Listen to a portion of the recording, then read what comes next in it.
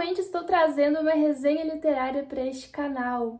Gente, quando a gente fala de desenvolvimento pessoal, existe uma infinidade de livros que nos ajudam nessa trajetória. Então, a minha ideia é trazer resenhas literárias voltadas para essa perspectiva, de desenvolvimento pessoal. Para inaugurar as resenhas neste canal, vamos começar com Homens são de Marte, Mulheres são de Vênus, do John Gray. A primeira edição desse livro foi publicada em 1992, mas ainda assim é considerado um dos maiores livros quando o assunto é relacionamento amoroso. O John Gray é um psicoterapeuta e escritor norte-americano, e ele é conhecido por ser, assim, o pai dos relacionamentos, né? Ele é PhD nesse assunto. Então ele faz várias palestras, escreveu mais de 10 livros, né? A partir desse aqui também. Mas o foco aqui não é falar sobre relacionamentos amorosos. Apesar disso ocupar uma parte muito importante do nosso desenvolvimento pessoal, eu não quero entrar muito nessa perspectiva, não. O que eu quero trazer para vocês são algumas lições que esse livro aqui nos ensina para aplicar em várias áreas da vida. Então eu vou apresentar para vocês o nome dos capítulos para vocês terem uma noção do que ele aborda aqui dentro do livro. O primeiro capítulo se chama Homens são de Marte, Mulheres são de Vênus, que é quando ele inicia a explicação dessa analogia de por que homens e mulheres são de planetas completamente opostos e que a partir desse entendimento você deve encarar tudo que ele foi ensinar, né, no decorrer do livro, das duas perspectivas dos dois polos, que são opostos, mas se complementam. O segundo capítulo se chama O Senhor Conserta Tudo e o Comitê para o Progresso da Casa. O que ele quer dizer com isso? O John Gray brinca que os homens eles têm a função de querer consertar tudo. E eles têm o lema de que se algo não está estragado, se algo não está enguiçado, não deve ser consertado.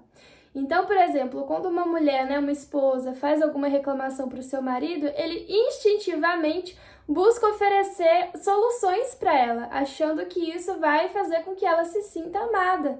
Mas, na verdade, nós mulheres, quando a gente quer conversar sobre os nossos problemas, a gente não quer ouvir soluções, a gente quer simplesmente desabafar.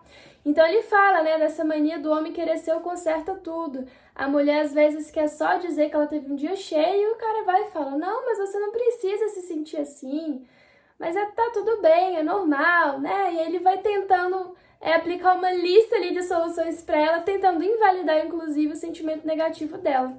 E aí ele fala, né, que não é assim que funciona com as mulheres, elas não estão enguiçadas, elas não precisam de conserto, elas só querem ser ouvidas. Às vezes, se você só ouvir e falar, já tá ótimo, ela vai se sentir super amada e logo logo ela vai esquecer ali do que ela tá reclamando.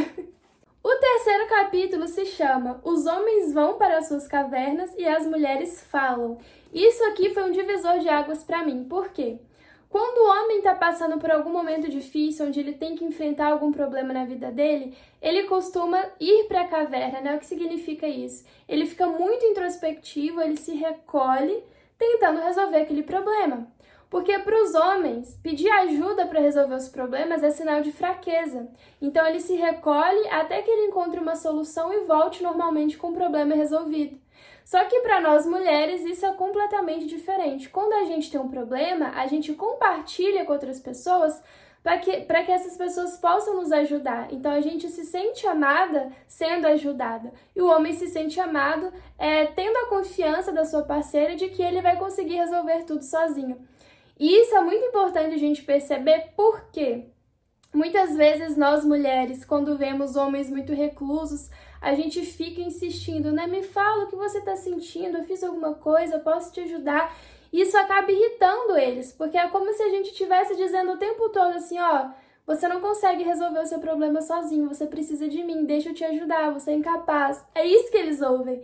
Então a gente, na intenção de demonstrar amor, acaba ferindo o ego deles. Então os homens precisam ser reclusos, os homens precisam entrar nas cavernas para resolver o problema deles. Da mesma forma, as mulheres, quando têm problemas, precisam conversar, precisam desabafar, né? E aí os homens, às vezes, erroneamente acham que quando a mulher tá muito quieta no canto dela, ela precisa daquele espaço que ela vai resolver sozinha, mas muitas vezes ela tá lá esperando que você tome a iniciativa de ajudá-la. Essa é uma diferença também que vale para tudo na vida, não só relacionamento amoroso. Os próximos capítulos são Como motivar o sexo oposto falando línguas diferentes. Esses 2 capítulos aí focam muito em como você, né, que não entende nada do outro planeta, pode utilizar de pequenas estratégias, de pequenas palavras, gatilhos, para manter o seu parceiro ou o seu pai, né, ou pessoa do sexo oposto sempre motivada, e o que você deve evitar falar, mesmo que seja a melhor das intenções, porque isso vai gerar um efeito reverso no entendimento dele ou dela. Aí a gente entra para o capítulo 6, os homens são como elásticos. Isso aqui tem uma relação direta com o que eu falei anteriormente sobre os homens entrarem em suas cavernas, né? Quando o homem se vê muito próximo, muito apegado a alguém ou a algo, ele, por instinto, sente a necessidade de se recolher para sentir falta daquilo e aproveitar a sua própria companhia, né? Sua própria individualidade. O homem, ele é instintivamente inclinado a ser mais solitário, né? Na questão, assim, de se sentir autossuficiente, não precisar recorrer a afeto dos outros, a ajuda dos outros. Quanto mais ele se sente capaz de suprir as suas necessidades físicas e emocionais sozinho, mais ele valida a capacidade dele. Então, os homens são como elásticos. Ao mesmo tempo que ele está ali pertinho, grudado, próximo, amoroso, ele já sente uma necessidade muito grande de se repelir. E aí, quando ele está aqui nessa posição do elástico esticado, ele começa a sentir falta do que ele tinha, ele volta de uma vez com muita intensidade. E assim são os ciclos dos homens, né? Seria como se fosse a TPM deles, vamos dizer assim. Eles ficam próximos, eles precisam se afastar para poder exercer a masculinidade deles, não se tornarem tão dependentes emocionalmente, para se fortalecerem. Depois eles voltam e proporcionam todo o amor, carinho e cuidado que eles têm para dar. E aí depois eles se afastam de novo e voltam de novo. Por isso que é importante para as mulheres, quando elas perceberem esse movimento de esticada do elástico, né, que elas se ocupem em fazer outras coisas, aproveitem esse tempo para cuidar delas mesmas também, de exercerem a individualidade delas, porque aí quando ele voltar, ela vai estar receptiva, amorosa e não ressentida com o afastamento dele. No capítulo 7, nós temos as mulheres são como ondas. E aí, da mesma forma que os homens têm os seus elásticos, as mulheres são ondas. Elas ficam na superfície, quando elas estão na superfície, elas são amáveis, receptivas, têm uma autoestima muito alta, estão super de bem com a vida, e de repente elas vão para o fundo do poço. E isso está muito sincronizado com o ciclo menstrual da mulher, com a TPM, com as diferenças hormonais, o desequilíbrio hormonal. Então, o homem também precisa entender que ao mesmo tempo que ela está bem, que ela está feliz, ela pode ir para o fundo do poço. E nesse momento que ela estiver no fundo do poço, ela não precisa que você se afaste dela. Ela precisa receber amor, compreensão, e ela precisa ser o tempo inteiro validada, né? Ela precisa ter certeza do amor que você tem por ela.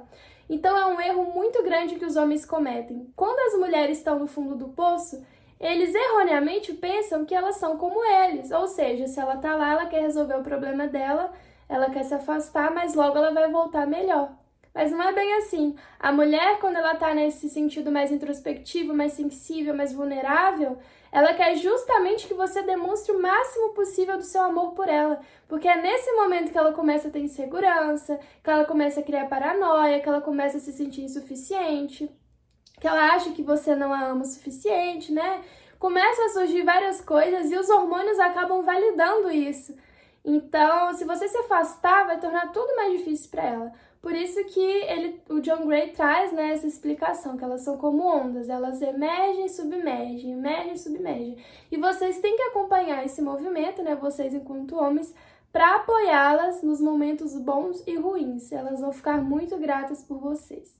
O capítulo 8 é muito prático e muito interessante, se chama Descobrindo Nossas Diferentes Necessidades Emocionais. O John Gray fala que nas palestras dele, ele escuta muito, por exemplo, assim, casais que estão à beira do divórcio, e a mulher fala assim: John, eu dou tudo de mim, eu me esforço, eu sou empenhada, eu sou dedicada e nunca é o suficiente para o meu marido. E aí ele ouve o marido falando a mesma coisa: eu me esforço, eu trabalho duro, eu proporciono uma boa vida para ela e ela nunca está satisfeita. E aí qual que é o problema nisso tudo? De fato, tanto o homem quanto a mulher, eles estão se esforçando e dando o melhor de si, para o relacionamento, mas a questão é que eles estão dando em moedas diferentes. Se eles direcionassem esse esforço para o que de fato é útil para o outro, aí tudo seria diferente. Porque eu, por exemplo, como mulher, eu vou me esforçar pensando que o meu marido, que o meu parceiro, que o meu colega de trabalho, ele quer receber aquilo que eu gostaria de receber. E o homem também, ele se esforça, ele serve, ele dá aos outros aquilo que ele gostaria de receber. Mas não funciona assim. Eu, enquanto mulher, tenho que dar ao homem o que ele gostaria de receber e o homem, no papel dele, deveria dar o que eu, como mulher, gostaria de receber.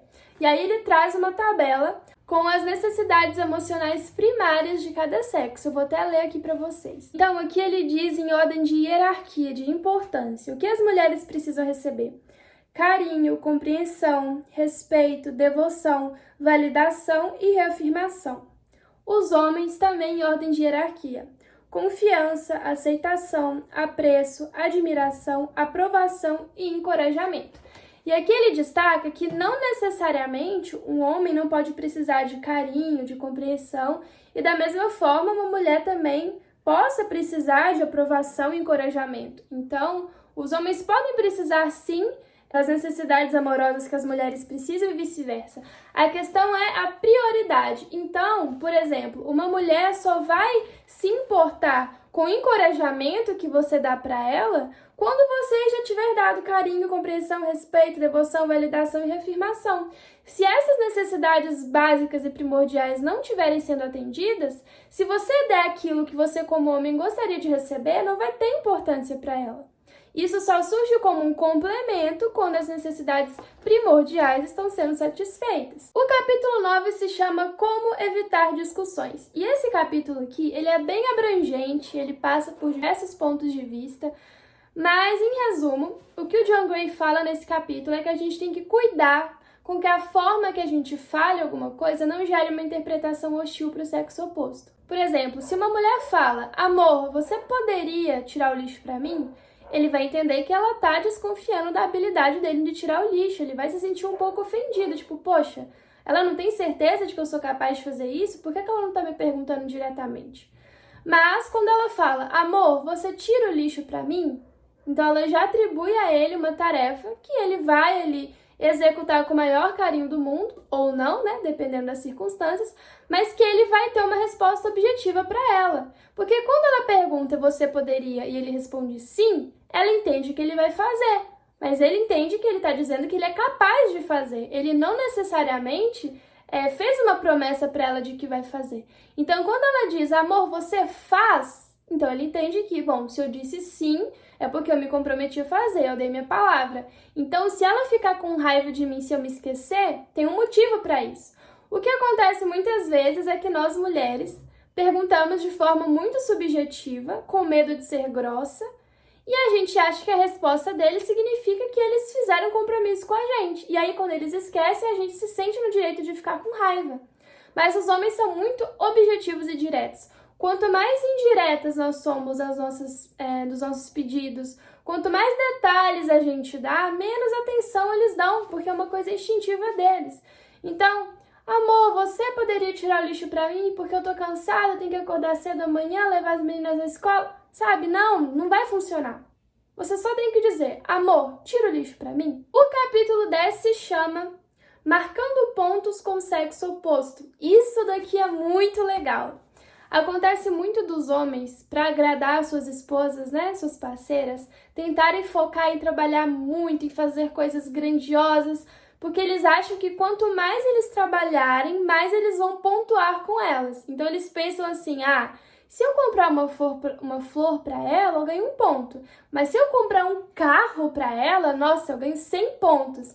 Então, muitas vezes, eles deixam de fazer essas coisas que na cabeça deles pontuam só um pouquinho, para focar em algo grandioso e suprir toda a ausência que eles deixam ali na vida delas.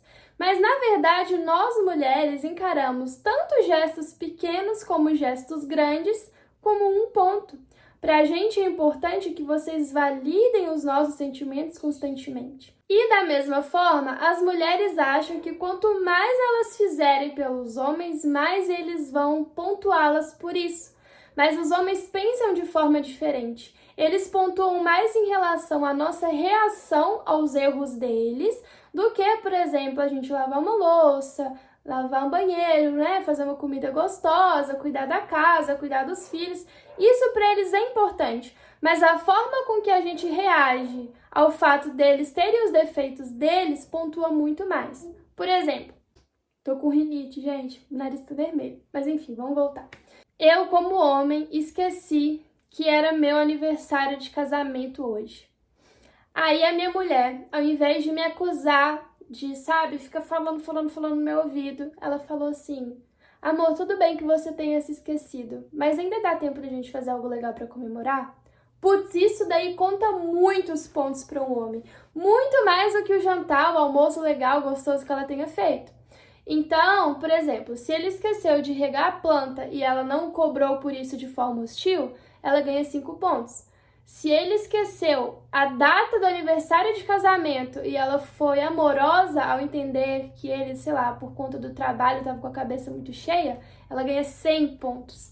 E por aí vai. Então, enquanto para nós mulheres, as várias ações que validem o que o homem sente por nós, independente de serem ações grandes ou pequenas, todas valem 1 ponto, para os homens os pontos variam de acordo com a nossa capacidade de ser amorosa diante aos erros que eles possam cometer. E aí, nos 3 capítulos seguintes, que são como comunicar sentimentos difíceis, como pedir apoio e receber e mantendo viva a magia do amor, ele fala sobre a Carta do Amor, que é uma estrutura que ele formulou, onde nos momentos de raiva, nos momentos que eu tô sentindo assim sentimentos muito difíceis de expressar, eu transfiro esses sentimentos para o papel. Então eu passo por uma triagem, digamos assim, eu tento identificar a minha tristeza, a minha raiva, o meu ressentimento, o meu arrependimento, e no final eu respondo essa carta com uma mensagem de amor. E eu falo como que eu gostaria que o meu parceiro me respondesse quando eu dissesse isso para ele. Vou ler um exemplo aqui para vocês. Querido Henry, estou com raiva por você estar tão cansado. Estou com raiva por você só assistir televisão. Estou triste por você não querer conversar comigo. Tenho medo de que estejamos nos distanciando cada vez mais. Tenho medo de deixá-lo com raiva. Sinto muito por tê-lo rejeitado no jantar. Sinto muito por culpá-lo por nossos problemas. Sinto saudades do seu amor. Você arruma uma hora comigo hoje à noite ou em breve, só para que eu compartilhe com você o que está acontecendo na minha vida? Com amor, Leslie. PS, o que eu gostaria de escutar de você é: querida Leslie, obrigada por escrever sobre seus sentimentos. Eu compreendo que você sinta falta de mim. Vamos marcar uma hora especial hoje à noite, entre 8 e 9 horas. Com amor, Henry. Então ele dá exemplos assim de várias cartas de amor, e o que ele faz com que a gente entenda é: primeiro, sentiu aquela raiva, aquele ressentimento, aquela coisa assim que você não consegue controlar? Não converse. Apenas diga que você precisa de um tempo para pensar, para se estruturar, botar a cabeça no lugar. Você vai para um lugar reservado, onde você tem privacidade, e você começa a escrever a sua carta de amor. E apesar do nome, né, não necessariamente você precisa escrever cartas só para o seu parceiro amoroso.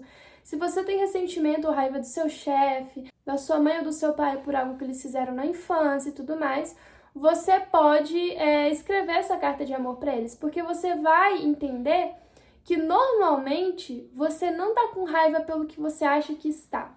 Nos momentos de excesso de raiva, vem coisas do passado que faz a gente projetar o problema no presente. E aí linka com outra coisa legal que o John Gray fala, que é o seguinte: já reparou que quando os casais, quando as pessoas no geral estão felizes porque compraram uma casa nova, um carro novo, ganharam loteria, fizeram uma viagem, não sei o quê, justamente nesses momentos começam a brigar, assim, por coisas sem sentido nenhum?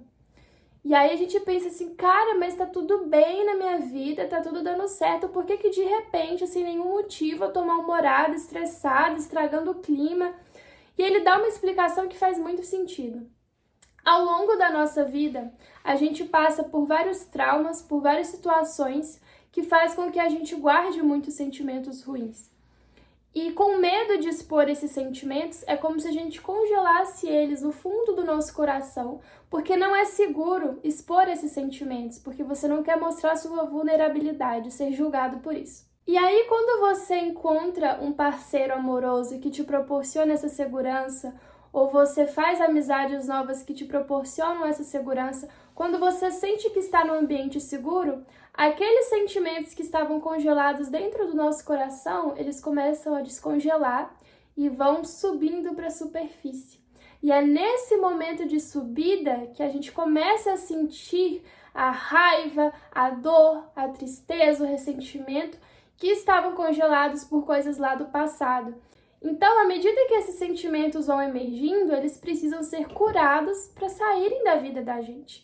Então, é um bom sinal, por mais irônico que seja, que a gente comece a sentir essas coisas ruins quando a gente encontra uma boa pessoa. Significa que ela nos proporciona segurança suficiente para deixar emergir aquilo que antes estava congelado dentro de nós. Então, agora que eu apresentei um pouco do livro para vocês, né, o que o John Gray traz de ensinamento, eu vou trazer a perspectiva que eu falei anteriormente de como esse livro pode ser útil para relacionamentos interpessoais, né, para vida real, cotidiano, dia a dia, trabalho, amigos, família, como que esse livro pode ajudar no nosso desenvolvimento pessoal. Primeira coisa, o livro nos ajuda a ter mais autoconhecimento. Existem diversas coisas que o John Gray fala sobre as mulheres no livro que eu não fazia ideia. Eu passava pelas situações, eu achava que tinha algum problema comigo, e aí lendo o livro eu percebi que se trata de uma coisa natural das mulheres. E entendendo que é uma coisa natural, eu consigo contornar a situação porque eu conheço os meus ciclos, as minhas fases, e da mesma forma com os homens, né? Quando o homem entende que ele entrar para a caverna dele é uma coisa natural, que ele querer se afastar para depois voltar é uma coisa natural e necessária, é muito mais fácil de lidar com esses problemas e até mesmo explicar para outras pessoas por que a gente faz o que faz. Segunda coisa, comunicação. O livro traz o tempo inteiro tabelas com exemplos práticos de como a gente pode se comunicar de forma assertiva com o sexo oposto, evitando que através de uma comunicação muito subjetiva possam existir interpretações erradas, discussões, magoar as pessoas e tudo mais. Terceira coisa, o livro nos ajuda a exercer a nossa empatia. Muitas vezes a gente julga muito o outro porque não entende o motivo por trás daquela reação, né? Por que intensifica tanto as coisas? Por que uma coisa boba que eu falei deu um impacto tão grande na vida daquela pessoa? Por que ela é tão ressentida comigo? Então, várias coisinhas a gente começa a estralar assim na nossa mente. Ah, aquilo aconteceu por isso. Eu achei que eu estava agindo de tal forma, mas a pessoa entendeu de outra. Então, entender mais sobre o outro, quais são os medos do outro, as vulnerabilidades do outro, faz com que a gente consiga, pelo menos, se colocar, né, no lugar do outro e sentir o que ele sente de forma menos intensa, claro, mas que pelo menos justifique as reações. Então, quanto mais a gente aprende sobre nós e sobre o próximo, mais a gente consegue exercer a nossa empatia. Quarta coisa, o livro nos ajuda a exercer a nossa capacidade de negociar. Não é que a gente tenha que usar esses novos conhecimentos de forma manipuladora, não é isso. Mas quando a gente quer vender um serviço, vender um produto, vender uma ideia, a gente precisa convencer aquela pessoa de que é uma boa ideia, de que é um bom produto, de que ela pode confiar. Então, quanto mais a gente consegue entender a mente do outro, o que é valor para ele, o que não é, a gente gasta mais a nossa energia focando naquilo que vai encher os olhos dele, que vai ser música para os ouvidos dele, ao invés de ficar enfeitando demais coisas que para ele não são relevantes. E é muito mais fácil que você venda qualquer ideia a partir dos olhos de quem compra do que dos olhos de quem vende. Quinta coisa, o livro nos ajuda a melhorar a nossa autoestima. O tempo todo, o John Gray diz que apesar de a gente ter que ser, sim, flexível, ceder, né, ser mais maleável, nós não podemos deixar de ser quem nós somos e perder a nossa identidade tentando se encaixar no mundo do outro. É justamente por isso que entender as diferenças entre cada pessoa nos faz entender que as nossas individualidades e características não são necessariamente coisas boas ou ruins. São coisas que fazem nós sermos quem nós somos, né? E como eu falei com vocês, tinha muitas coisas que eu me sentia mal por fazer e eu achava que eu era menos mulher, ou menos interessante, ou menos madura, e eu ficava me sentindo mal por ter as reações que eu tinha, e depois de ler o livro eu entendi que é algo completamente normal, que faz parte de quem eu sou, e que as pessoas devem me respeitar por isso. Não que eu use isso como muleta para não me desenvolver, pelo contrário, o livro o tempo inteiro traz abordagens para que a gente melhore como pessoa, principalmente para agradar mais o sexo oposto, mas sem abrir mão da nossa própria identidade. Então, sem essa pressão sobre os ombros de querer ser perfeita o tempo inteiro, eu pude dar uma relaxada e entender que eu tô no caminho certo, que eu sou uma boa pessoa, que eu sou agradável, que eu sou interessante e que as coisas que eu tava enchendo assim a minha cabeça de neura era pura paranoia. Acho que era isso que eu tinha para dizer. Em relação ao livro, eu dou 5 estrelas. Ele é incrível, recomendo de olhos fechados, mesmo que você não esteja num relacionamento amoroso. Isso te prepara para entrar em um com mais maturidade, te prepara para se relacionar com pessoas no geral. Por mais que ele tenha esse foco muito grande em relacionamentos, como eu disse, se você souber extrair as lições de forma inteligente, você vai aplicar em tudo na sua vida.